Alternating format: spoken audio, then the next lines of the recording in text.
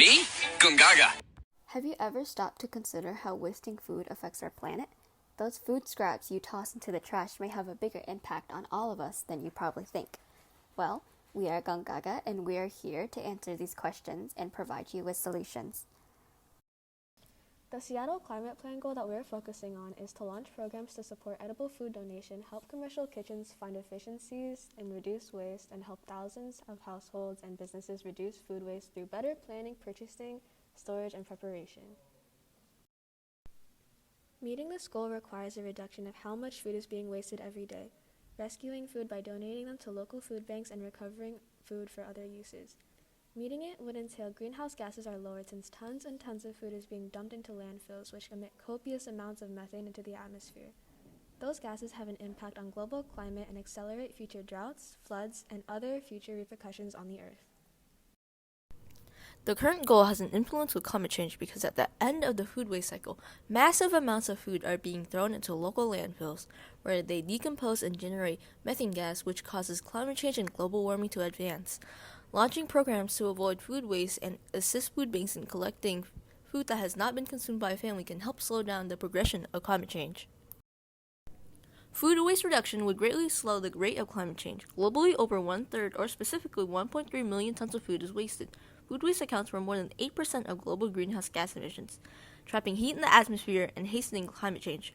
On the right, there is a graph showing all sectors of Seattle that contribute to greenhouse gas emissions. Landfills specifically is a small portion compared to the others, but is still contributing to release gases into the atmosphere. If we act on our goal, we could slowly reduce the effects of climate change. Climate is one of the lead agencies connected to public utilities and food waste. Examples of these public utilities are food banks, as well as stores and restaurants that donate food. Donations decrease food waste, overall helps world hunger, and reduces food in landfills. Families, especially low-income families who don't have easy access to food, will benefit from this goal, as well as businesses and communities could save a lot of money if the city accomplishes this goal. Although not the biggest goal Seattle, Washington, or the U.S. is focusing on, regarding climate change, food waste might have a big influence. Elaborating on who and what can benefit from the goal, food is a necessity in any community. This goal takes equity into account. Food donations and commercial kitchen and reduced food waste support will assist low-income households in receiving recipes that will save them time and provide them with food. These sources also contribute to environmental justice by minimizing greenhouse gas emissions from landfills stacked high with tons of food. Reducing food waste and supporting commercial kitchen programs can help households and businesses save thousands of dollars per year in terms of economic fairness. In this first graph, it shows a flow of chart of where food waste in each sector ends up in as of May 2020. As we can see, almost all the food waste from business and residential areas end up in landfills. The manufacturing sector produces a great number of food in tons, which ends up as the biggest sum for animal feed. Lastly, only a small portion of business and most food from farms end up in food donation.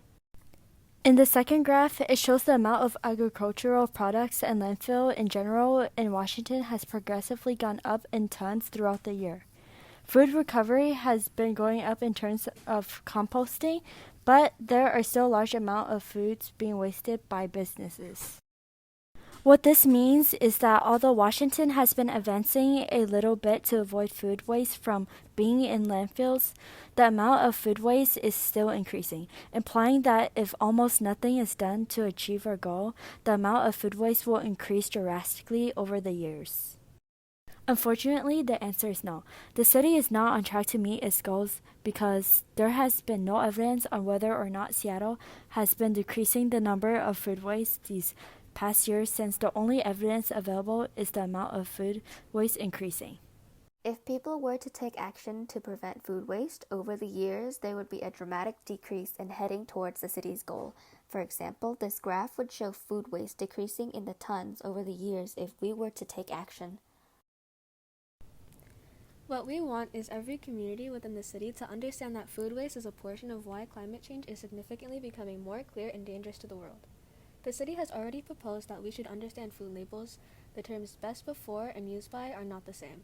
Food can sometimes be consumed after the best before date, but the use by date indicates that it is no longer safe to consume. We should support local farms. Purchasing local produce means that you are supporting local family farmers, and you also contribute to pollution reduction by reducing truck and other terms of transport that release gas into the atmosphere. We can better preserve food to save them longer in ways such as freezing, canning, and pickling.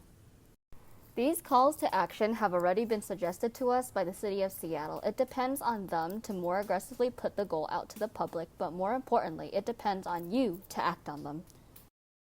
Thank you.